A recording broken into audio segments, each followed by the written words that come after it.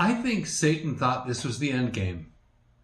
But as always, he took his evil too far. He overestimated his abilities, and as always, he underestimated God. God does not care if the devil thinks it's the end. It's not over till God says it's over. And brothers and sisters, it's not over. In 2009, careful photographers were allowed to put the Codex Sinaiticus online. The powers that be were certain that their best text, their proof text, literally was unassailable. So why not put it online? But the enemy always goes too far. Unseen spiritual forces lay behind this global agenda to get Christians, as well as everyone else, to set aside the King James Bible and similar translations in other languages so the Roman Catholic system could move unopposed to set up one world Bible for one world religion. But something went wrong. Hi, I'm David Daniels from Chick Publications. There are people who are trying to lift up the Codex Sinaiticus all over again and to put down anyone who trusts in God's preserved words in English, the King James Bible. Believers, I want to encourage you in your faith. And you who have some doubts, please consider the evidence. I invite you to go to www.codexsinaiticus.org website. It has amazing information. It tells about the meticulous work of some professional photographers. You can see some of their state-of-the-art equipment. You can bask in the sciencey stuff all over the place. Seriously, it is a geek's paradise. By geek, I mean text geek or history geek or paleography geek. Even theology geek, if you don't mind the heresies and Gnosticism in the text of the Sinaiticus. Anyone who tells you these photographers didn't do their job with extreme dedication, I think that person has an agenda. Seriously, they should give up on that kind of slander or libel of these professionals. I have nothing but respect for them. They worked really hard to give us beautifully detailed photos of each page of the Sinaiticus parchments. I took those high definition, highly accurate photographs and I made a huge mosaic out of them and had them printed as a poster. No picture was retouched or modified in any way. They are exactly as they came, straight from those photographs. That made it easy to look at the whole of the Sinaiticus in a single glance. And that's why I put it on the cover of Is the World's Oldest Bible a Fake? The trick to unraveling mysteries is to ask really simple questions. From my childhood, friends would notice the red birthmark on my face. And they'd ask, "What's that red stuff on your face?" That's a simple question, isn't it? They didn't ask because they were mean. Well, not every time. They asked because they noticed the massive difference between that red and the rest of my skin. It's different, so that must mean something. It's the same with the Sinaiticus. Look at all the darker, stained pages. See how it makes them look older? Then look at the 86 pages of white. It's striking, isn't it? Don't blame the photographers. They had a whole list of rules to follow to ensure accuracy. These guys were smart. Don't blame the cardboard the animal skins were set on. Don't blame the equipment. You don't think these scientific professionals who do this for a living hadn't thought of that? Of course they have. But that leaves you with the same question I was left with. What color is it? It had to originally be just one color. Was it the stained and darkened one? If so, then how come those 86 pages, those 86 sides of animal skin are so white? That's when everything starts to unravel. In 1844, and to this day, those 86 pages, 43 folia, 5 complete quires of 16 pages each, plus 3 extra folia, sheets cut in half, were and are white. In 1845 and 1850, a Russian religious official named Archimandrite Porfiry Uspensky visited, investigated, and wrote about the parts of the Sinaiticus Bible that were still intact, and he said they were white. But in 1859, Tischendorf convinced the Russian Tsar, through his wife, to give him lots of money, which he threw around like a rapper, and by hook or by crook, he got the rest of that bound book. His next report on it said that the pages were souflava, yellowed, stained, just like we find them today. So let's ask the simple questions. 1. How did it get like that? 2. Who changed it? 3. If Tischendorf didn't do it or approve of it, then why didn't he protest it? He had easy access to the 43 folia. From 1844, he knew the difference. Now comes the big question I've asked all sorts of people. 4. If you believed you had the world's oldest Bible, why would you stain it? Why would you risk ruining it? Here are the answers that I've come to. 1. The rest of the book got stained between 1850 and November 1859. 2. Tischendorf stained it or approved of whoever did stain it. 3. Tischendorf didn't say anything about it because he hoped A, no one would notice, and B, people would think the Bible was older than he found out it was. And 4. Tischendorf felt he had to stain it.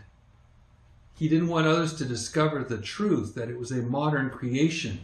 That would ruin his plans. Not only might the Vatican renege on their promise to let Tischendorf work with the Vaticanus that they kept under lock and key, but the scholarly world wouldn't give him the gold and the glory he felt he deserved. I don't say these things lightly. I've spent time reading his biographies and writings and histories, checking the Sinaiticus manuscript over and over, every way I can think of. There are people who doubt all this, but you, as regular human beings with eyes and a brain, can see and consider everything I tell you. I put my ideas in plain sight. I don't try to be all intellectual about it. I don't use big words unless I clearly define them, but I prefer small ones. I want you to know the truth, and I want you to be able to look at the evidence and come to your own conclusions. Is the world's oldest Bible a fake? I put each idea and each question in its own chapter. There are 31 chapters. That's a lot of different ideas. If any one of those chapters is correct, we've got a fake on our hands. It cannot be the most ancient, complete New Testament plus some Old Testament and Apocrypha. It has to have been written centuries later, and it is part of an agenda. The agenda was very simple. The Vatican wanted their Codex Vaticanus to pave the way for a new Bible.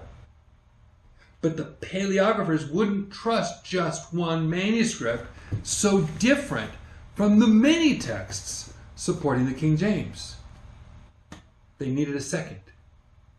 And that's where I think they took advantage of the recently created manuscript that had just been sent from Mount Athos in Greece to St. Catherine's Monastery in the Egyptian peninsula. The scholars were already taught to hate the received text in the very doctrinally clear King James Bible. It didn't matter that the Sinaiticus differed from the Vaticanus in thousands of places. It didn't matter that both Sinaiticus and Vaticanus had places that were poorly written twice, skipped or erased and rewritten. All that mattered was that Sinaiticus and Vaticanus did not agree with the King James and the many supporting manuscripts. Then you know what happened? A great change. Once they got both Sinaiticus and Vaticanus to play with. Lo and behold, the Protestant scholars suddenly found themselves agreeing with the Catholic scholars. Instead of the Catholic Inquisition threatening Christians with death for believing in the scriptures as they did with their forefathers, the Protestants just handed over their Bibles to be fixed by Rome's favorite texts, matching them to various changes and omissions in the Sinaiticus and Vaticanus. The result was what Rome wanted. That it was a Bible so subtly corrupt that the serpent himself must have been proud. It contradicted itself in crucial places. It removed powerful words that would have inspired faith. And it got doubting notes inserted into the footnotes by big-name scholars to make the doubters look like they were right after all. Ask your preacher or professor to show you his Bible. Ask him if he believes every word of that book he is holding in his hands. If he does not, then he was affected by Sinaiticus. It's that serious. And I'm not coming from the beginning of a trend prophesying that horrible doubts or disbelief and rebellion will happen with these subtle changes. I'm coming from the end of history, simply pointing out what all the surveys loudly state. In those that didn't trust the King James, all these horrible doubts, disbelief, and rebellion have already happened. Those added and removed words were past tense effective. They caused past tense people to lose their faith in God's words, or that God even kept his promise to preserve his words. The devil thought that this was the end. But then in their overconfidence, they let the truth slip out. For generations, no one had seen the Sinaiticus. And they took by faith the very teachings that caused them to doubt God and his words. But then they made them openly visible in 2009. And now anyone can see the truth. There is the famous story about an entire kingdom hornswoggled by a clever tailor. But it took just one child to make a simple observation that anyone could have noticed. It was in plain sight. But he's got nothing on. The king is naked. I think a shift is starting to happen. With the simple question, what color is it? The Sinaiticus story started to come apart for me. I wrote this book about what I found. And I documented the progress of the research on my YouTube channel as soon as I found a new element to talk about, a new simple question to ask, or a new piece of evidence to share. And now many of you, brothers and sisters, are taking the torch and asking those questions. It's high time that we did. Not a single modern version is untainted. They all either change the text or add doubting footnotes because of Sinaiticus, even footnotes in many King James Bibles. Satan's plans are unraveling. Since this book, I've been working on the next one in the series, discovering how, why, and when Sinaiticus was really written. And I'm so excited to share it with you. When I started this journey with you, I had no idea where it would lead. But now I see where it's leading. If people lose faith in the doubting Bibles, we can show them reasons to believe in God's preserved words in English, the King James Bible. And maybe revival can truly begin at that point. All I know is this has not been a journey into doubt. It has been an exercise in increasing faith. And when faith increases in God's people, they start to plunder Satan's kingdom. So be willing to ask those simple questions. Consider the evidence. Satan's kingdom of doubt is beginning to unravel. Let's show people how they can come to faith in God and his words. And then let's see what God will do through us. God bless you and have a wonderful day.